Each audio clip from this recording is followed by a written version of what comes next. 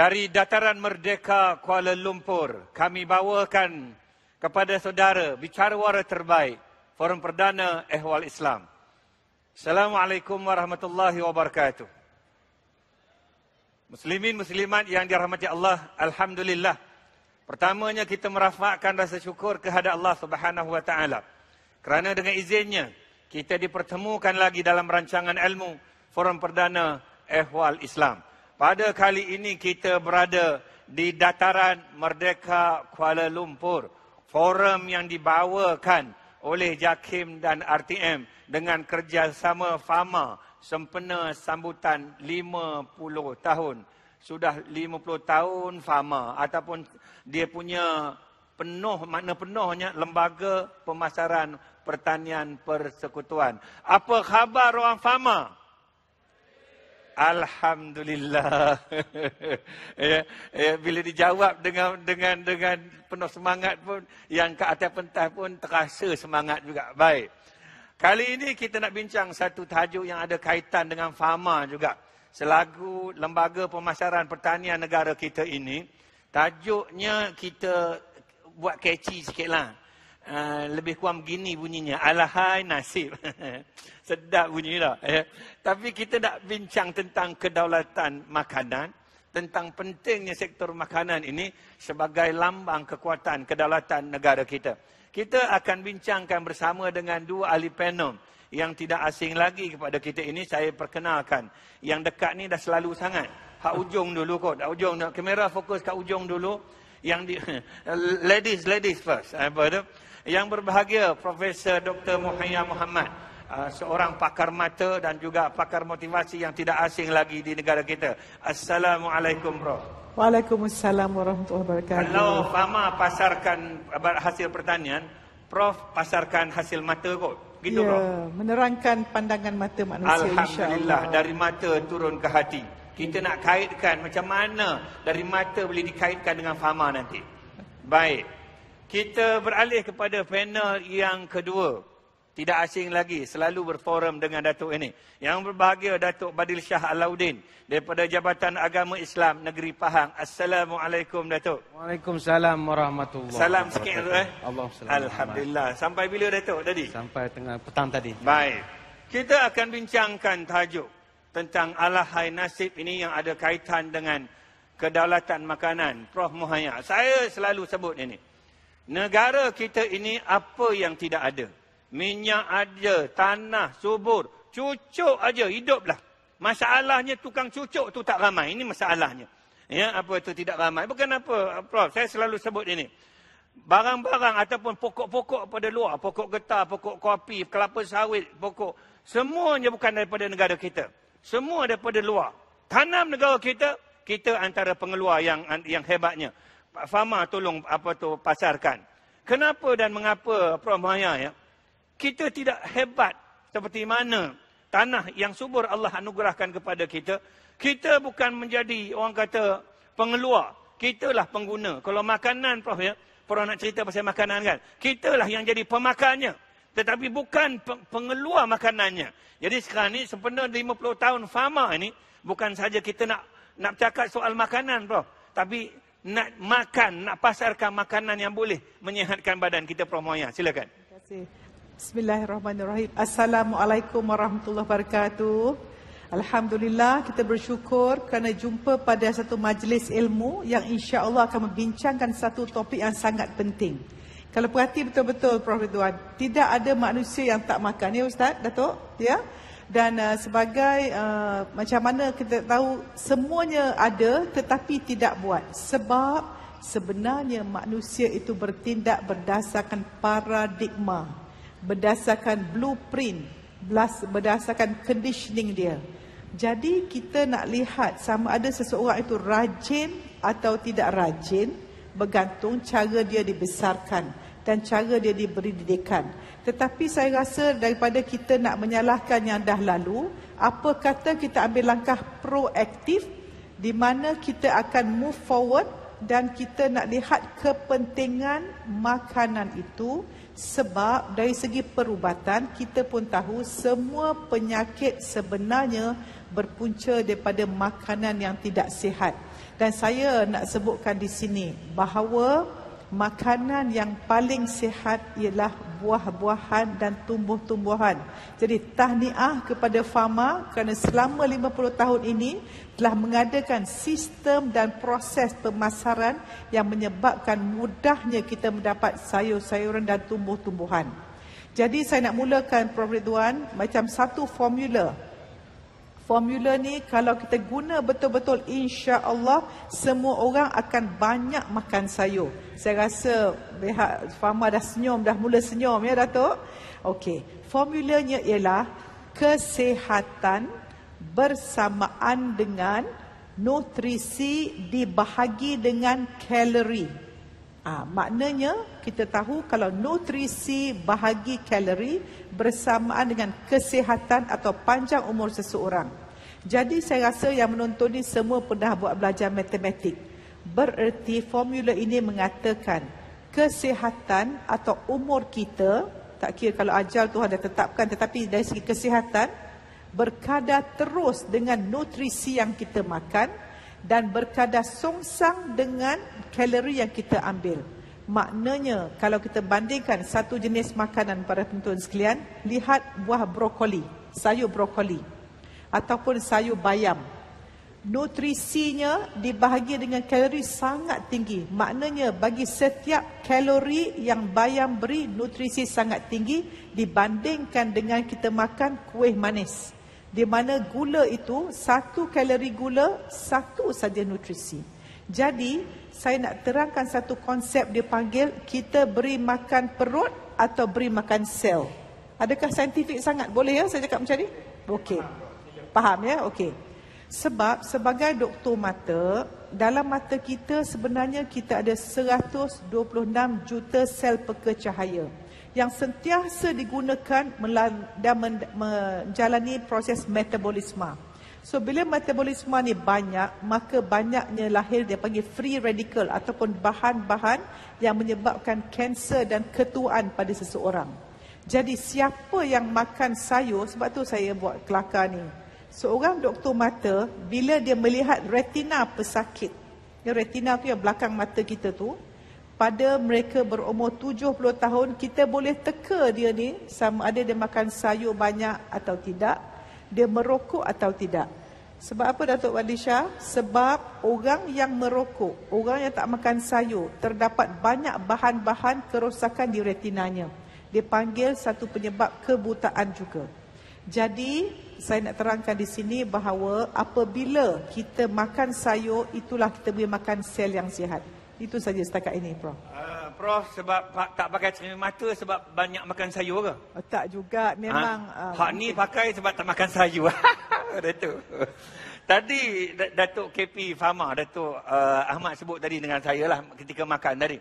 Dia kata rakyat Malaysia ni seorang, dia makan sayur untuk dalam masa setahun 50 kilo setahun. Betul Datuk betul tak?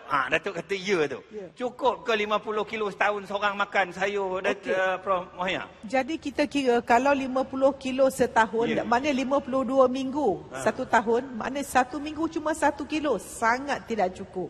Sepatutnya kita makan 90% makanan kita buah dan sayuran. Maknanya kalau nak lebih lagi 100 kilo setahun, kira lagi baguslah Prof. Lebih lagi. Baik. Sepatutnya 5 kali ganda lagi. Baik. Kita tanya pula orang yang dah rosak mata yang sebab tak makan sayur. Datuk baik. Datuk yang marah tu bergurau je. Kalau begitu penting je. Sebab itu Fama ni dia selalu diasosiatkan dengan pasar tani dan sebagainya, bukan?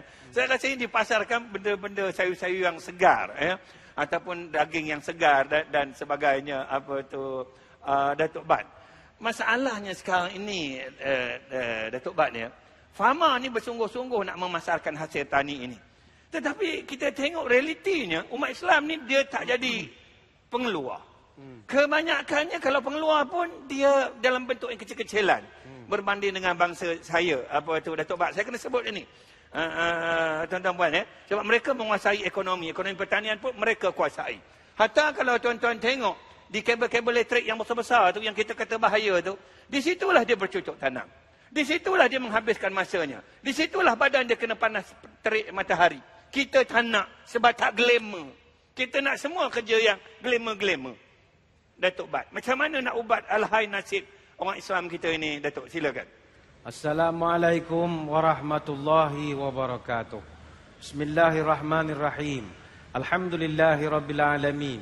Wassalatu wassalamu ala asyrafil anbiya'i wal mursalin wa ala alihi wa sahbihi ajma'in, amma ba'du. Terima kasih Profesor Dr. Ridwan selaku moderator, rakan bicarawara Profesor Dr. Muhayya Muhammad, seterusnya para penonton sama ada di dataran Merdeka, di Singapura, di Brunei, di selatan Thailand, di Sumatera, di mana-mana juga berada, mudah-mudahan dirahmati Allah sekalian.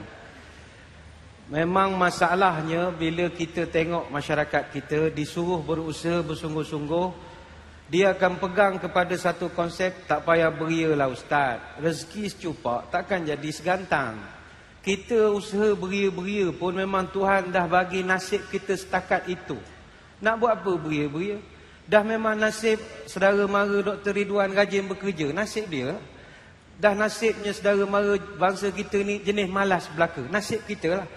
Jadi itu sebab persepsi ni kita nak perbetulkan. Konon apabila rezeki kalau dah ditetapkan, apa guna berusaha dengan bersungguh-sungguh? Cukuplah apa yang ada.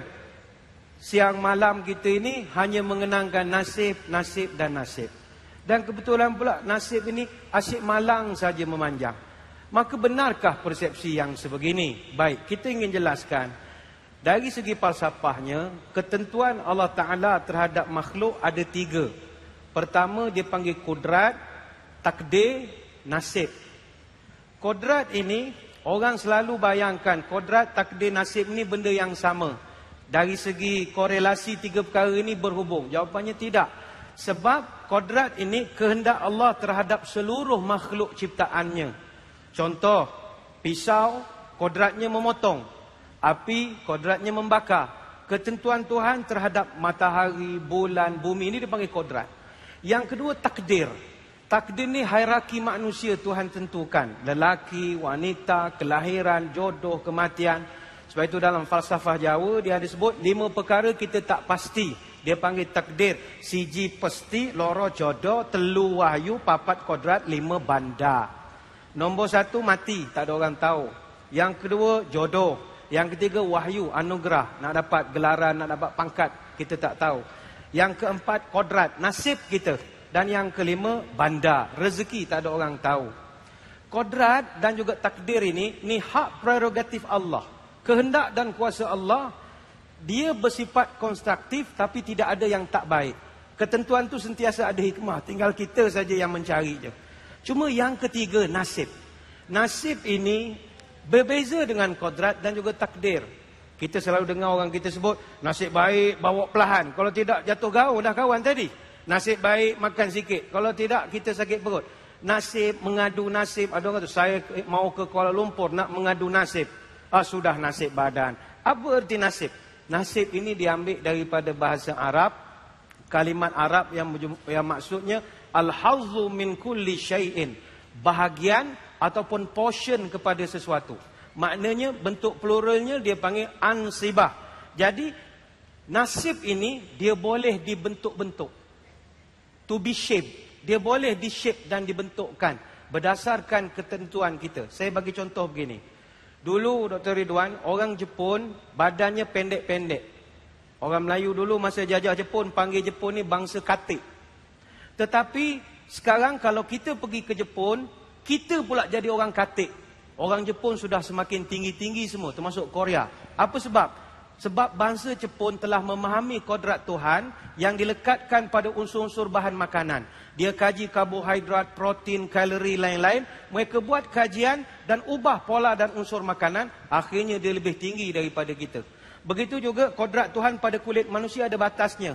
Tetapi ahli-ahli karate, taekwondo, dia kaji rupanya kita boleh bengkokkan besi. Kita boleh memecahkan batu bata dengan berfikir di luar daripada biasa. Sebab itu kita malu dengan negara-negara yang tak ada hasil bumi. Switzerland misalnya. Switzerland tidak ada koko. tetapi mereka adalah pengeluar coklat yang terbaik sekali di dunia. Norway hanya ada 7,000 nelayan. Malaysia hampir ada 85,000 nelayan. Tetapi nilai ekspor tahunan ikan orang Norway 30 juta Norwegian kron setahun. Maka adakah kita selama-lama nak kata dah nasib begini? Tak, atas kita nak mengubahnya. Wallahualam. Terima kasih Datuk Bat. Nak tanya sikit Bro Muhayya ni sebelum kita berehat ni. Tadi Datuk Bat dia sebut orang Jepun dulu katik rendah ha. Sekarang ni kerana dia makan benda-benda yang bagus-bagus dia jadi tinggi. Ada faktor pemakanan mempengaruhi. Okey. Okay. Ada Bro. Jawab kejap lagi. Kita berehat seketika. Saudara jangan ke mana-mana, teruskan bersama Bicara Wara Terbaik Forum Perdana Ehwal Islam. Baik saudara, terima kasih kerana masih lagi terus setia bersama Bicara Wara Terbaik Forum Perdana Ehwal Islam yang dibawakan oleh JAKIM dan RTM dengan kerjasama Fama sempena sambutan 50 tahun. Tadi sempat kita mengusik Prof Muhayya nak kaitkan dengan makanan kesihatan dengan kalau boleh nak tinggi sedikit. Bukan apa selepas ini kita nakkan Fama pun dah buat pun boleh pasarkan bahan-bahan yang berkhasiat yang boleh memanjangkan usia, yang kandungan nutrisinya sesuai untuk badan. Saya nampak hari ni ada satu aja promonya air mineral. Ini Fama punya lah ni. Sebab dia nganjurkan, kita pujilah sikit dah. Ini minum air putih paling baik lah Prof dah, yang daripada yang bergula kan. Nah, kita nak war-warkan juga pada masa yang sama Prof kaitan dengan Fama ini supaya rakyat Malaysia ni dia membiasakan kalau dia tanam pun tanam benda-benda yang berkhasiat yang boleh memberikan faedah kepada kesihatan dia dan boleh memanjangkan umur dia supaya dia boleh berbakti kepada negara.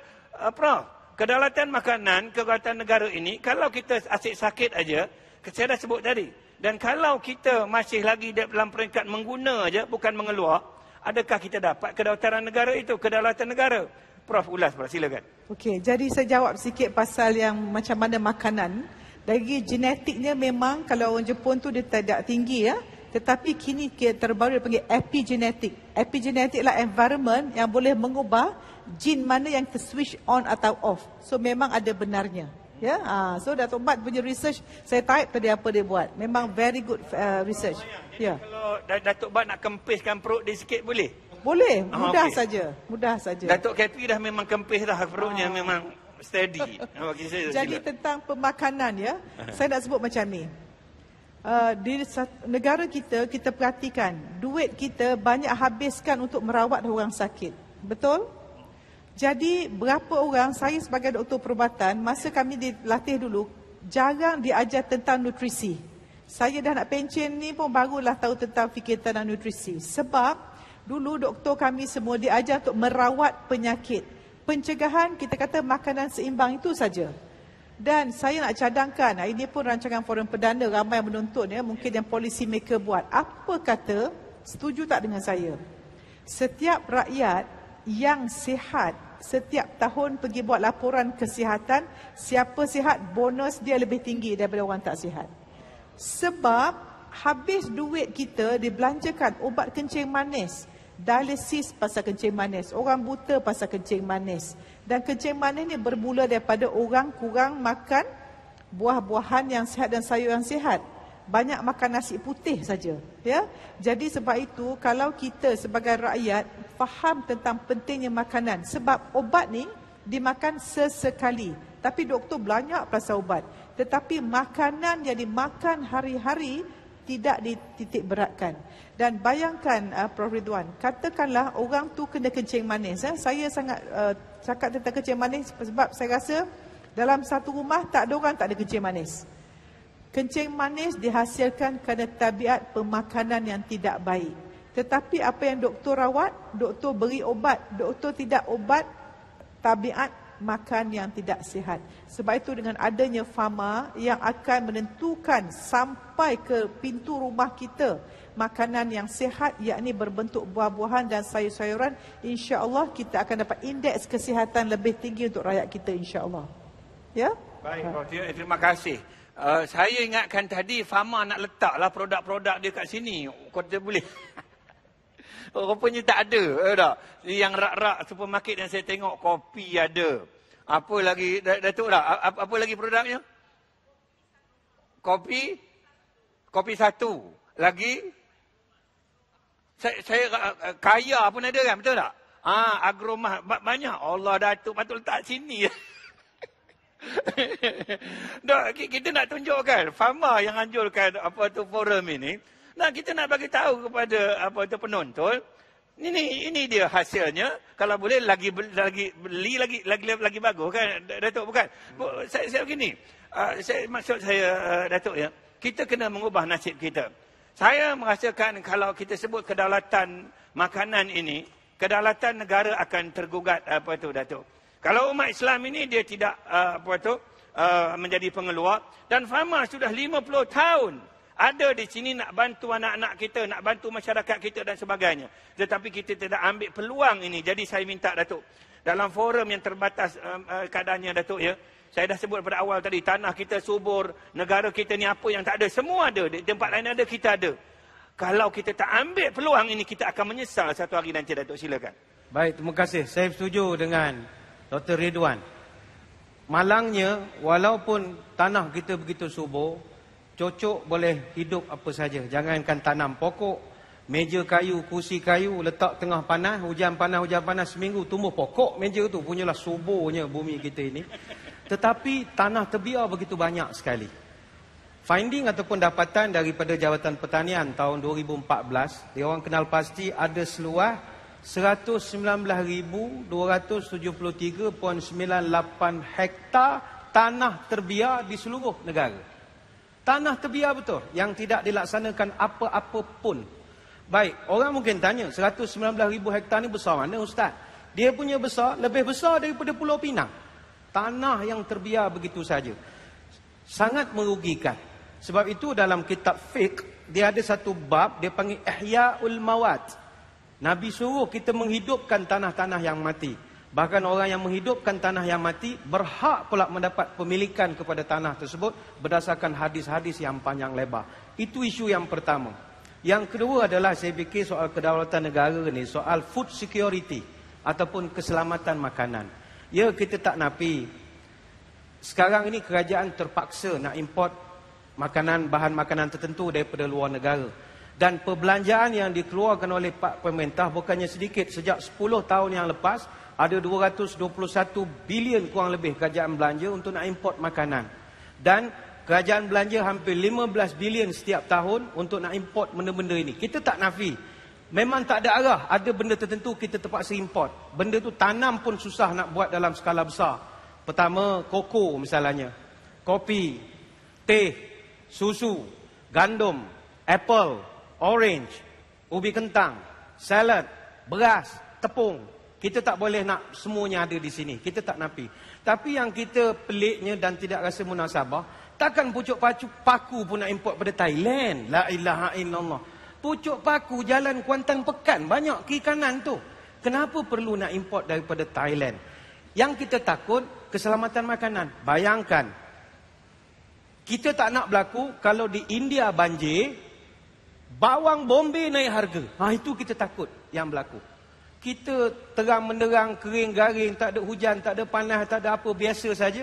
Tiba-tiba barang naik harga. Sebab tempat asal barang tersebut sedang dilanda oleh musibah. Lalu bagaimanakah dengan kedaulatan negara kita? Sebab itu saya fikir usaha yang dilakukan oleh pihak Fama ini perlu mendapat dukungan banyak pihak. Sebab mereka nak memasarkan sehabis daya produk-produk yang ada di desa-desa ni khususnya. Hari ini kalau kita tengok dari segi lambakan produk pertanian, masa ini pengeluaran buah-buahan tempatan kita anggarkan sekitar 1.8 juta tan metrik setahun. Dan dia boleh jangka meningkat kepada 2.6 juta tan metrik pada tahun 2020 dengan pertumbuhan tahunannya sekitar 3.8%. Pengeluaran buah-buahan bermusim macam rambutan, durian, cempedak, duku, manggis apa semua ni dianggarkan boleh naik sampai 150,000 tan metrik setahun dan nilainya kurang lebih 300 juta. Bayangkan dengan potensi yang sehebat ini. Allah Ta'ala kurniakan buah-buahan yang melimpah ruah kepada negara kita. Kenapakah kita tak boleh lakukan sesuatu? untuk dipasarkan ke peringkat yang lebih jauh daripada biasa. Sebab itu saya setuju dengan Dr. Ridwan tadi, masalah kita sekarang adalah sikap masyarakat kita. Tidak mahu bercocok tanam, membiarkan tanah-tanah terbiar merata-merata, dan ada pula yang sudah pun menanam tapi tak tahu ke mana nak dihalalkan hasil-hasil tanaman mereka. Maka dengan diadakan sambutan 50 tahun PAMA ni baru kita jelas, oh ada agensi yang boleh bantu kita untuk nak tolong memasarkan segala buah-buahan yang kita tanam atau sayuran yang kita tanam selama ini. Wallahu a'lam. Terima kasih Datuk Bat. Saya teringat lagi bila saya berforum Datuk Bat dulu. Bila Datuk sebut bahawa ini kan ada contoh yang orang yang kutip tong-tong plastik ni, yang bahan-bahan recycle ni, dia kutip jadi jutawan Datuk tak? Bila kita buat secara langsung forum perdana tu, bila kita buka pada soalan untuk penonton bagi pandangan dalam Facebook dan sebagainya, dia kata cakap boleh lah. Tui kata mudahnya kita nak bagi tahu, kita bagi tahu hebatnya orang yang menggunakan bahan-bahan yang tak glamour ini, tapi dia jadi kaya disebabkan usaha dia yang bersungguh-sungguh, dan kita perlekehkan. Sebab itu Datuk ya, kalau ada orang-orang sebegini, kedaulatan negara kita akan tergugat Datuk. Sebab itu FAMA mengorak langkah supaya kita jaga kedaulatan ini, mudah-mudahan negara kita akan selamat. Baik, kita berehat seketika, saudara jangan ke mana-mana, teruskan bersama kami selepas ini.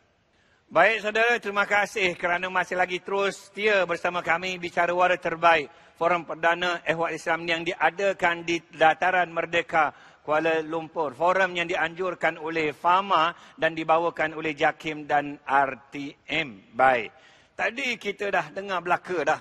Ya, pentingnya kitanya merubah nasib supaya kita dapat menjaga kedaulatan keselamatan negara kita. Dan kita nak dengar pula reaksi daripada penonton yang agak ramai di Dataran Merdeka ini. Kalau saya nampak di situ sudah bersedia dengan pandangannya, saya persilakan. Ya. Bismillahirrahmanirrahim. Assalamualaikum warahmatullahi wabarakatuh. Waalaikumsalam warahmatullahi wabarakatuh. Bagi saya jawab salam dulu. Ya. Okey, terima kasih Profesor. Ya. Dan satu soalan khusus kepada untuk berbahagia Nanti Datuk. dulu, nama siapa? Nama saya Abdul Reza bin Abdul Manaf. Kerja di FAMA lah ni. InsyaAllah. Cuba senaraikan barang-barang yang dikeluarkan oleh FAMA. Kita ada produk agromas. Antaranya kopi satu, kita lagi? ada kopi anggrek. Lagi? Banyak kaya dan lagi? proses yang lain. Oh, ini bagus. Ini boleh naik pangkat ni. Yang Prof. Mohamed sebutkan tadi. Ya, sila. Apa nak tanya? Okey, khusus untuk yang berbahagia Datuk. Untuk makluman kita semua, FAMA telah ditubuhkan pada tahun 1965 dan sejak ditubuhkan selama 50 tahun ini banyak aktiviti pemasaran yang telah diwujudkan oleh FAMA, di antaranya mewujudkan parsel tani, gerai buah-buahan dan sebagainya. Jadi untuk persoalan di sini, pada pandangan yang berbahagia Datuk, bagaimana kita untuk mendaulatkan makanan, sektor agro makanan negara secara lebih berkesan pada masa yang akan datang. Baik. Terima kasih. Terima kasih. Itu satu soalan yang begitu baik Prof. Mohamed. Bagaimana kita nak mendaulatkan. Mendaulat satu hal, Prof ya. Tapi kita yang makan ini kena pandai memilih, kena pandai membeli, dan sudah tentulah belilah produk FAMA. Prof. Maya, silakan. Terima kasih. Saya rasa dari segi perubatan, makanan yang paling baik ialah makanan yang segar. Dan kita ucap tahniah kepada FAMA kerana memproseskan setengah makanan untuk lebih senang dimakan. Tetapi saya nak cadangkan di sini, kalau boleh kita ikut macam negara di luar negara, di mana bila sama ada raspberry, dia akan frozenkan raspberry itu. Jadi saya perhatikan kita kadang banyak buah-buahan bermusim, kadang yang buah tu jadi tak elok. Apa kata kita ada konsep frozenkan buah-buahan ini. Dan kita tahu buah seperti durian Belanda, satu bahan yang katanya sangat bagus melawan kanser. Dan pernah saya beli satu petapuai kecil saja RM15 setelah difrozenkan. Jadi saya rasa sangat penting bagi kita menentukan bahawa apa yang kita makan itu, yang saya nak sebut tadi, dimakan oleh sel. Saya nak memperkenalkan bahawa jika kita beri makanan yang sihat kepada setiap sel, maka setiap tisu dan organ dan sistem kita akan sihat. Baik, Prof. Saya tengok tadi Datuk Bat pun disebut nama tadi oleh penanya soalan tadi. Datuk nak tambah serba sedikit, silakan Datuk. Baik, terima kasih. Ya, saya setuju dengan apa yang dinyatakan oleh saudara kita tadi. Penduduk di Malaysia ini 60% adalah penduduk luar bandar.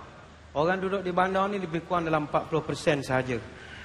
Dan kampung pula dia sangat kaya dengan sumber-sumber alam, rotan, buluh, kayu, tanah liat, pandan, mengkuang, macam-macam. Tu pandan ada Datuk tu. Ya, bayangkan. Jadi hiasan malam ni. Dan masyarakat desa pula kebanyakannya adalah orang yang ada kemahiran dan mereka sangat rajin bekerja. Tadi Prof Maya bagi formula nak panjang umur, minum sihat. Kita bagi formula untuk fulus pula. Sumber tambah dengan kemahiran, dapatannya fulus lah. Sumber ada, kemahiran ada, orang duduk kampung keseniannya begitu tinggi, mereka menghayati alam, bahan-bahan ada, boleh buat duit. Sebab itu negara-negara seperti Thailand, Indonesia, Filipina, Jepun, mereka memang jadikan kegiatan kampung sebagai kegiatan ekonomi paling penting. Rakan-rakan kita di Filipina, sebatang pokok kelapa dia boleh dapat 125 produk. Sebatang pokok kelapa. Kita barangkali tak sampai 100 produk kita boleh dapat dari sebatang pokok nyo itu. Tapi disebabkan mereka sangat menggunakan potensi orang kampung yang ada ini. Sebab itu kita ucap tahniah kepada pihak Fama. Kita dipahamkan sekarang ini pihak Fama sedang merancangkan lagi operasi pasar tani kekal dan macam-macam. Saya kira ini sangat bagus. Dan ada satu kajian pernah dibuat, pengunjung yang pergi ke pasar tani, dia boleh jimat belanja dapur RM100 setiap bulan kalau dia beli barang-barang di pasar tani. Sebab harganya itu tak banyak jatuh di tengah jalan kepada orang tengah, orang kiri, orang kanan, orang tepi, atas, bawah, tak ada. Dia direct saja. Ini satu kita ucap tahniah kepada Fama. Yang keduanya, program lelongan sayur-sayuran. Tapi sayur berkualiti lah, bukan sayur buruk. Dia buat lelongan sayur-sayur berkualiti tiap-tiap minggu di 85 buah lokasi pusat operasi urus niaga Fama. Kemudian kita dipahamkan mereka merancangkan penanaman dan juga tanam semula pokok-pokok buah macam durian, manggis, langsat, rambutan. Dipanggil program Jom Bertani. Ini juga bagus. Dan saya paling tertarik sekali adalah kempen makan buah. Ini bagus. Saya pernah ternampak Fama punya tagline ataupun moto dia. Dia sebut lebihkan makan buah-buahan dan sayur-sayuran tempatan, pilihan tepat dan berkhasiat. Yang ini begitu bagus sekali. Sebab negara-negara maju, sebagai contoh di Amerika Syarikat, dia orang memang sentiasa promosikan, jom kita makan buah-buahan keluaran negara kita sendiri. Sebab itu United States Department of Agriculture atau USDA, dia sedang buat kempen kepada pengguna di Amerika Syarikat, gunakan barang tempatan. Slogannya adalah Know your farmer, know your food, local is king. Dia sendiri sangat menggalakkan orang ramai, jom makan buah-buahan tempatan. Jadi kita sebagai rakyat Malaysia, jom kita sahut kempen dan seruan daripada Fama ini. Wallahualam. Terima kasih Datuk Bat. Tadi nak sampai ke Dataran Merdeka tadi saya jam juga di jalan tadi. Nampak pula lori Fama tu dia tulis apa ke dia tulis tadi dia kat lori tu, usahawan Fama jihad memerangi orang tengah. Itu lori Fama Datuk tak? Tu ceritanya. Nampak Datuk tu saya boleh cerita ni. Saya tak boleh cerita apa tu kan. Apa pun kita buka lagi satu soalan pada penonton yang ada kat sini. Mana dia tadi? Silakan. Ya. Bismillahirrahmanirrahim. Assalamualaikum dan salam sejahtera. Waalaikumsalam warahmatullahi wabarakatuh. Ya. Nama saya Siti Farhada binti Ismail. Kerja kat Fama juga? Saya student intern. Student? Praktikal. Oh, di Fama? Sepanjang berada di Fama, apa perasaan saudari ni? Seronok sebab banyak pengalaman yang saya dapat. Dah minum kopi dia? Sudah. Okey. Okay. Silakan. Soalan saya pada Prof Muhaya. Mengenai kesihatan dan nutrisi yang Prof cakapkan tadi, macam mana seperti yang kita tahu makanan ruji kita adalah nasi. Dan apa yang saya tahu, Malaysia adalah negara yang ke-10 mengalami masalah obesiti di dunia. Jadi pada pandangan Prof, apa kita punya Cara kebaikan, pemakanan, kebaikan sekiranya kita mengubah cara pemakanan nasi kepada buah dan sayuran.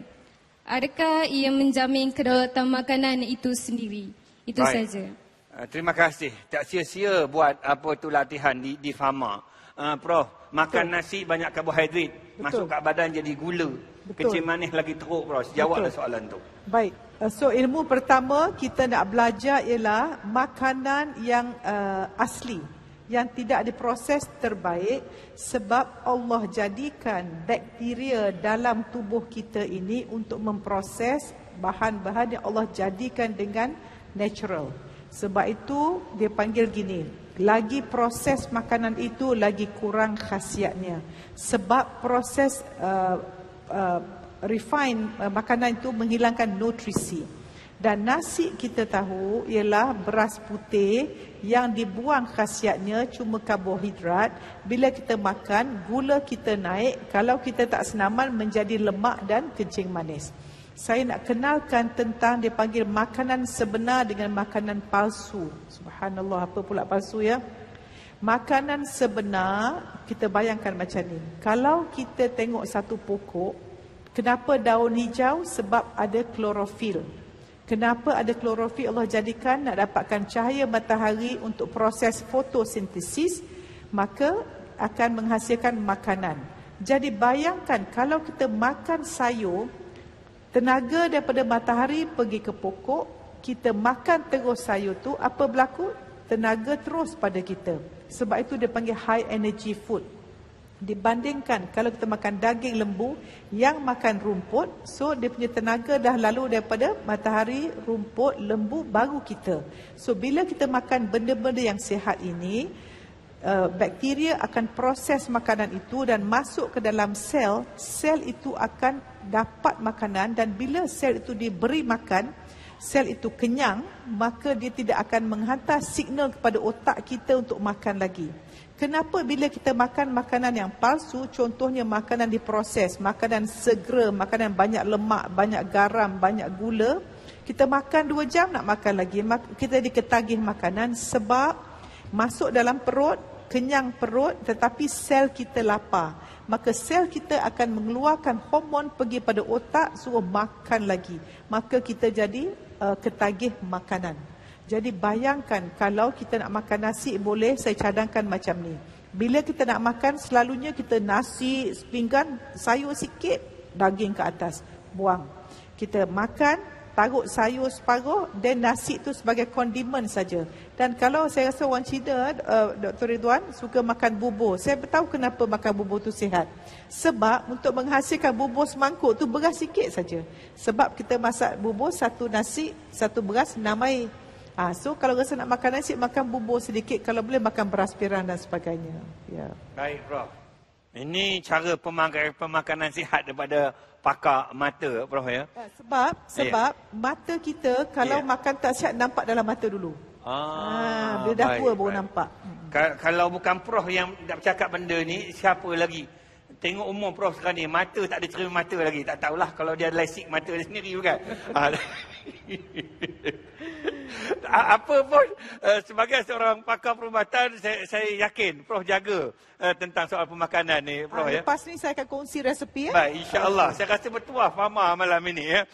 So, kurang-kurangnya ialah kita dapat ilmu sedikit. Bukan saja kita perlu pasarkan makanan, tapi makanan kita itu perlu berkhasiat supaya rakyatnya sihat, umur panjang, boleh berkhidmat pada negara, barulah kedaulatan terjamin. Betul, kita panggil makan sihat, bukan sedap saja. Baik, sihat terima dan kasih, sedap. Prof. Fama buat lama dah, Prof. Saja nak ucik Fama malam ni sebab dianjurkan program malam ini. Baik, kita berehat seketika. Jangan ke mana-mana, teruskan bersama kami selepas ini. Baik, saudara, terima kasih kerana masih lagi terus setia bersama kami. Bicara Wara Terbaik Forum Perdana Ehwal Islam yang diadakan di Dataran Merdeka Kuala Lumpur. forum yang dianjurkan oleh FAMA dan dibawakan oleh JAKIM dan RTM. Kita sedang membincangkan tajuk Alahai Nasib, ya, berkaitan dengan kedaulatan makanan dan ada kaitan secara langsung dengan kedaulatan negara kita. Tadi saya usik-usik Datuk KP FAMA, dan sekarang ini di atas pentas sudah sampai kopi satu. Ustaz, Datuk Prof, cuba Prof kita minum malam ni. Memang kelas dah tu. Tu nak sebutnya anak-anak muda kita dan sebagainya bila nampak FAMA nanti nak kempen lah sama kan, supaya orang kata rasa kopi dia dan produk-produk dia. Kempen sungguh malam ni saya ni. Baik, Datuk Bat, saya bukan Prof Moya, ya. Kita ni kalau disebut sebagai, kalau kita lah pengeluar, ya, umat Islam di negara kita tak sampai 20%, Prof. Maknanya pengeluar negara kita ini kebanyakannya orang bukan Islam. Di mana kita ini? Sebab itu FAMA berusaha bersungguh-sungguh untuk membantu masyarakat kita hari ini. Sebab itu Prof, ya, walaupun Prof pakar mata dan sebagainya, saya nak suntikkan kepada masyarakat kita bahawa kalau kita tidak berubah pada sekarang ini, memandang lekeh kerja-kerja bertani ini, memasarkan kerja-kerja bertani, bahan pertanian ini, kita memandang ini tidak glamour, lekeh dan sebagainya, satu hari kita akan menyesal. Saya ulang sekali lagi, negara-negara seperti China, Thailand dan sebagainya, mereka pengeluar dan mereka mengekspor. Dan sampai bila kita nak import, Prof, walaupun kita juga mengekspor, tetapi kita juga tidak kurang yang mengimport, Prof. Silakan. Okey, pertama saya nak sebut kata-kata bijak pandai. Orang yang paling tidak siuman ialah buat benda yang sama mengharapkan hasil berbeza. Dan kita berada di sini disebabkan pilihan kita 30, 40, 50 tahun yang lalu. Dan bagi anak muda yang menonton sekarang ni, masa depan anda bergantung pada keputusan anda hari ini. Sebab apa yang kita ubah hari ini menentukan masa depan dengan izin Allah 10, 20 tahun, 30 tahun akan datang. Sebab itu, orang yang bijak ialah orang yang membuat keputusan dan mengadakan disiplin untuk menentukan apa yang dicapainya. Jadi saya cadang macam ni. Apa kata orang muda dan kita semua policy makers yang di negara ini, kita adakan satu skrip negara kita. Kalau kita tengok drama, Dr. Ridwan, kita tengok drama, kenapa drama tu seronok? Sebab skrip dia hebat, Datuk, Baik, apa kata kita buat skrip? Pertama, skrip diri kita, skrip keluarga kita, skrip organisasi kita, skrip negara kita, di mana peranan utama ialah kita, dan setiap kita ini harus melakukan perubahan pada diri kita mulai saat ini dengan perkara yang kecil. Yang pertama, ubah dari segi 4 komponen manusia ini. Ingat, kita ada 4 komponen, iaitu kesihatan, intelek, emosi dan kerohanian kita. Untuk kesihatan kita, tentunya kita mesti makan makanan yang sihat, yang saya dah tekankan tadi. Saya nak sebut juga formula ni, Dr. Ridwan. Dia panggil G-Bombs. Boleh saya sebut di sini? Makanan anti-cancer yang saya rasa pihak FAMA boleh keluarkan. Iaitu kita bisa makan setiap hari, bahasa Inggerisnya G untuk makanan saya green. B ialah kacang, beans. O ialah bawang, onions. M ialah mushroom, saya rasa Pak Fama ada buat cendawan. Dan B lagi berry, dan juga S ialah seeds kekacang. So sangat penting bagi kita menjaga kesihatan, menjaga intelek kita, menjagakan kita punya emosi penuh kasih sayang, dan rohani kita sangat berdoa pada Allah. Jadi Dr. Ridwan, untuk mengubah para remaja ini, apa kata kita menjadi orang yang membuat sesuatu bukan mengikut, menjadi leader bukan pengikut. Ya. Terima kasih, Prof.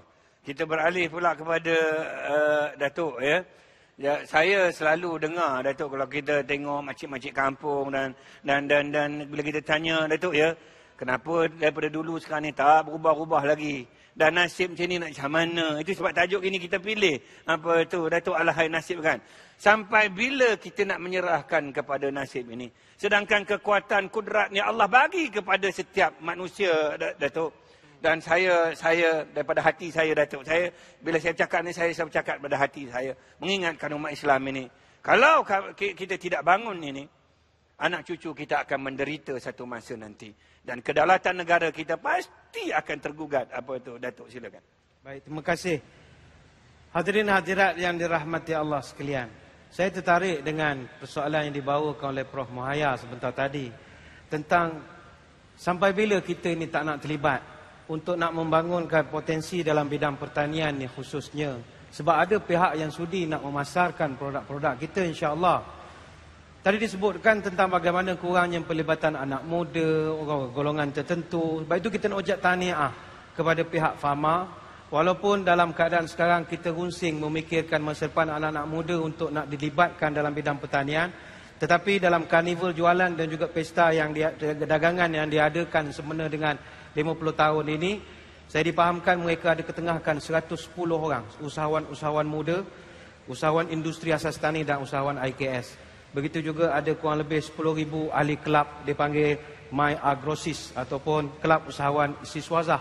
Ini semua orang muda-muda yang kita harapkan boleh memberi anjakan baru kepada masa depan pertanian di negara kita. Sebab seperti yang kita sebut di awal tadi, negara kita ni amat kaya. Buminya, sampaikan masa saya di tanah Arab, ada orang Arab beritahu pada saya, ente punya negara syurga. Saya tanya, apa syurga pula? Ente punya negara tanam tongkat jadi pokok. Ana punya negara tanam pokok jadi tongkat, mati itu pokok. Negara kita begitu subur. Yang terbaru sekali Dr. Ridwan, kurma pun boleh hidup di Malaysia ini. Kurma. Dan kurma yang dikeluarkan dan ditanam di Malaysia jauh lebih bagus daripada yang ditanam di Timur Tengah. Kita boleh keluarkan hasil dalam masa 3 tahun. Kurma yang di luar negara di Timur Tengah ambil masa 5 hingga 7 tahun. Itu tempat asal dia itu. Ini rezeki untuk kita.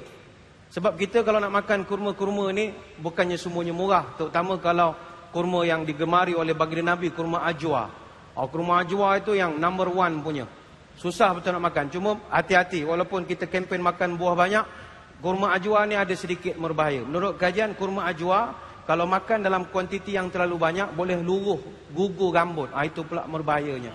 Kenapa boleh gugur rambut? Sebab 100 gram RM15. Bayangkanlah harga itu. Macam mana nak makan buah? Doktor boleh gaji besar makan buah hari-hari. Kami ni orang kampung berim berapa? Kalau dia menggugurkan rambut, saya tak makan. Itu apa tu? Betul tak betul ni? Ya betul. Okey, apa tu? Mahal sangat doktor, mahal sangat. Jadi mungkin selepas pada ini kita boleh tanam di negara kita dan dipasarkan pula oleh pihak Fama. Wallahu a'lam. Ini kalau Datuk nak rasa makan kurma, datang ke Uniza, Universiti Sultan Zainal Abidin. Pokok-pokok kurma kat situ berbuah belaka dah. Tiap-tiap tahun berbuah dah tu nak ceritanya.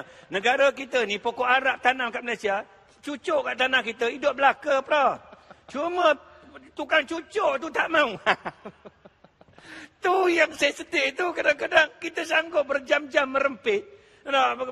Saya tak nak marah kepada merempit dan sebagainya, tapi kalau kita boleh buang masa lah, saya anggap buang masa situ. Kenapa kita tak boleh buang masa kita untuk berbakti kepada tanah? Apa tu, bukan begitu dah tu. Prof Muhaya, akhirnya untuk tip untuk penonton kita sebagai akhir sikit je Prof. Sila. Sikit saja. Saya nak share resepi sikit boleh ya? Saya cadangkan semua suri rumah tangga buatkan jus sayuran, jus buah-buahan. Kita blendkan dengan sayur-sayuran untuk membolehkan anak-anak kita yang takut makan sayur tu makan sayur. Dan kalau boleh, kalau kita nak buat aiskrim tu, satu formula lagi, kita bekukan pisang, masuk dalam blender, taruh walnut, jadi banana walnut aiskrim. Jadi kalau boleh, para ibu sekalian, benda yang paling penting ibu bapa daripada anak-anak ialah tabiat pemakanan yang sihat. Sebab pemakanan yang sihat mencegah penyakit, mencerdikkan anak-anak kita. Dan makan lemak-lemak yang baik. Itu saja. Setuju Prof. Apa yang Prof sebut tu saya buat belaka. Hari-hari sekarang ni saya blend daun belalai gajah dengan buah-buahan. Belalai gajah Prof tahu? Kena tanam belalai gajah tu. Sabah green grass, lebih kurang gitulah. Daun daripada bagus Prof. Dan saya juga nak cerita Prof ni. Bunga telang, saya minum air dia, daun pandan, daun kari, daun lima purut, nak ceritanya. Dapat nampak muda. Betul. Baik. Begitulah nampaknya forum perdana kita pada malam ini atas tajuk Alahai Nasib nak mengingatkan kita supaya menjaga kedaulatan makanan ini, ya, supaya negara kita terjamin, terselamat, berdaulat dan sebagainya. Sebelum saya mengakhiri forum kita pada malam ini, saya nak ucapkan terima kasihlah kepada Fama, ya, kerana sudi menganjurkan forum yang begitu baik ini di tataran yang begitu indah pada malam ini di dataran Merdeka. Ya, terima kasih kepada JAKIM dan RTM juga kerana membawa forum ini kepada penonton kita sama ada di dalam negara kita ataupun di luar negara kita. Terima kasih kepada Datuk Badli dan kepada Prof Muhayyan. InsyaAllah ada rezeki kita jumpa balik lah. Akhirnya, selalu Datuk Badli pantun malam ni satu pantun tak ada. Jadi saya bagi pantun untuk malam ni untuk Datuk jawab pada siri yang akan datang. Ini bukan sebarang tempat. Dataran Merdeka, dataran keramat. Dengar baik-baik Datuk. Kalau nak jadi orang hebat, mari bersama kita berjihad. Oh tu. Sambung pula lagi. Ni Fama pula. Jihad bukan sebarang jihad. Jihad memerangi orang tengah. Kalau hidup nak selamat, usaha kuat, jangan berlengah. Ya, tu dia. Terima kasih banyak. Kita jumpa lagi. Assalamualaikum warahmatullahi wabarakatuh.